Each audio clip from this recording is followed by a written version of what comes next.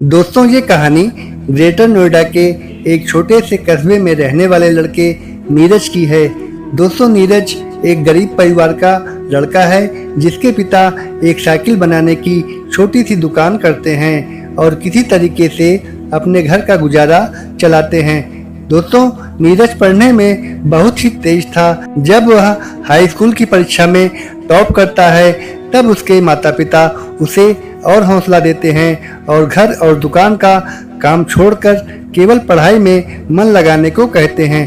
दोस्तों, नीरज बीएससी की परीक्षा में फर्स्ट डिवीजन से पास हुआ तभी उसके रिश्ते आने शुरू हो जाते हैं और एक अच्छी लड़की देखकर उसके पिता ने उसकी शादी कर दी। नीरज की शादी जिस लड़की से हुई थी उसका नाम था कोमल। कोमल बहुत ही खूबसूरत और चंचल स्वभाव की लड़की थी, लेकिन शादी होने के बावजूद भी नीरज ने अपनी पढ़ाई से मन नहीं हटाया और वह नौकरी की तैयारी करने लगा। दोस्तों, नीरज का परिवार काफी गरीब था। एक साइकिल बनाने की छोटी सी दुकान खोलकर उसके पिता परिवार का गुजारा चलाते थे, मगर नीरज की शादी के बाद से जब उसकी बहू भी आ गई तब उसका पिता उसके खर्चे पूरे नहीं कर पाता था, क्योंकि कोमल बहुत ही मॉडर्न और चंचल स्वभाव की लड़की थी। वह अच्छे अच्छे कपड़े और तरह तरह के जेवरों की मांग करती थी, पर उसे उसका पिता पूरा नहीं कर पाता था। इस पर वह नीरज को ताने देती थी कि जिंदगी भर ऐसे पढ़ते ही रहो, तुम्हारी जिंदगी ऐसे पढ़ते ही बीत जाएगी। बेचारा नीरज उसके ताने सुन लेता और अपनी पढ़ाई में लगा रहता था। दोस्तों, नीरज के घर से थोड़ी ही दूर पर एक और लड़का रहता था जिसका नाम था मनोज। मनोज नीरज का दोस्त था और वह एक पैसे वाले परिवार से था।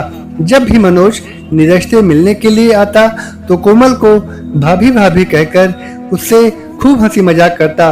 वह कोमल को पसंद करता था और जब भी वो आता तो कोमल के लिए कोई ना कोई सामान जरूर लेके आता था और चुपके से कोमल को दे देता था। कोमल भी उससे बहुत खुश रहती थी और उसके व्यवहार को देखकर धीरे धीरे वो मनोज को चाहने लगी थी। एक दिन मनोज के घर पे जब कोई नहीं था तभी कोमल सामान लाने के लिए बाजार जा रही थी। रास्ते में मनोज ने उसे देखा तो अपने घर पर बुला लिया और अपने मन की बात कोमल से कह दी। उसने कहा, कोमल, मैं तुम्हारे बिना अब नहीं रह सकता। उस गरीब के घर में तुम्हें क्या मिलेगा? मैं तुमसे शादी करना चाहता हूँ। अगर तुम मुझे अपनाकर शादी कर लेती हो तो मैं तुम्हें बहुत खुश रखूंगा। तुम्हारी सारी इच्छाएं मैं पूरी करूंगा। कोमल सोच में पड़ गई। कोमल ने कहा, ठीक है, मैं सोच कर बताऊंगी, लेकिन मैं तो शादीशुदा हूँ, उसको कैसे छोड़ सकती हूँ? इस पर मनोज ने कहा, कोई बात नहीं, उसे तलाक दे दो। कोमल फिर वहाँ से अपने घर चली जाती है और रात भर मनोज की बातें सोचती रहती है।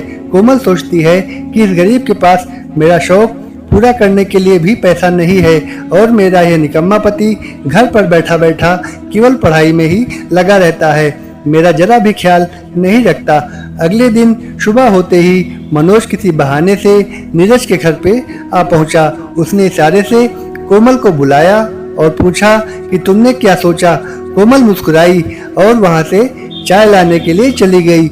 मनोज को समझते देर न लगी कि कोमल मेरी बात मान गई है और एक दिन वह किसी बहाने से कोमल को कचहरी ले गया और वहां पर तलाक का मुकदमा कर दिया। उसके बाद से वह कोमल को लेकर फरार हो गया। एक हफ्ते के बाद दोनों जब वापस आए तो कोमल ने कहा कि मैं तुमसे तलाक चाहती हूँ, तुम मेरी कोई भी जरूरत पूरी नहीं कर सकते हो तो मैं तुम्हारे साथ नहीं रह सकती। अब से मैं मनोज के साथ ही रहूंगी। नीरज के माता पिता ने उसे समझाने का प्रयास किया, बेटा, तुम्हारा पति अभी नौकरी पाने की तैयारी कर रहा है, हो सकता है कल को उसे कोई अच्छी सी नौकरी मिल जाए तो घर के हालात सुधर जाएंगे। पर कोमल ने अपने सास ससुर की एक भी बात न सुनी और वह मनोज के साथ रहने के लिए उसके घर चली गई। मनोज की एक छोटी सी किराने की दुकान थी जिससे कि वो अपने परिवार का खर्चा चलाता था। कुछ ही दिनों में नीरज और कोमल का तलाक हो जाता है और कोमल मनोज से विवाह कर लेती है। पर विवाह के बाद उसे पता लगता है कि मनोज अच्छा आदमी नहीं है, वो नशे का आदी है। पर मनोज उसकी छोटी छोटी जरूरतें पूरी करता था, इसीलिए वो उसके साथ खुश रहती थी। धीरे धीरे मनोज की आदत इतनी बिगड़ गई कि वह 24 घंटे शराब के नशे में रहने लगा और उसकी दुकान भी टूट गई, क्योंकि दुकान से जो इनकम होती थी वो उसे शराब के नशे में बर्बाद कर देता था। इधर नीरज तैयारी करते हुए आईएएस की परीक्षा में बैठा और पहले ही प्रयास में उसने आईएएस की परीक्षा में तीसरा रैंक प्राप्त किया और ट्रेनिंग करने के लिए चला गया। जब वो ट्रेनिंग के बाद कलेक्टर की पोस्ट पाकर अपने घर लौटा तब पूरे कस्बे वाले उससे मिलने आए। तभी नोएडा का एक बड़ा व्यापारी विवाह का प्रस्ताव लेकर नीरज के घर आता है। उसकी बेटी नीरज को पसंद आ जाती है और दोनों का विवाह हो जाता है। अब कोमल को अपने किए पर बहुत पछतावा होता है।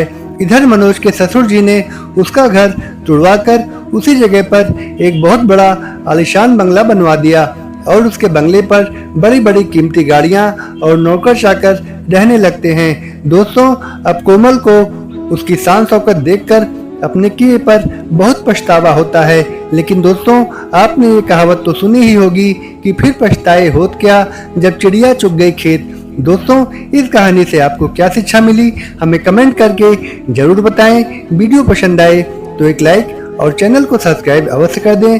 ऐसी ही कहानियों के साथ फिर मिलेंगे। धन्यवाद।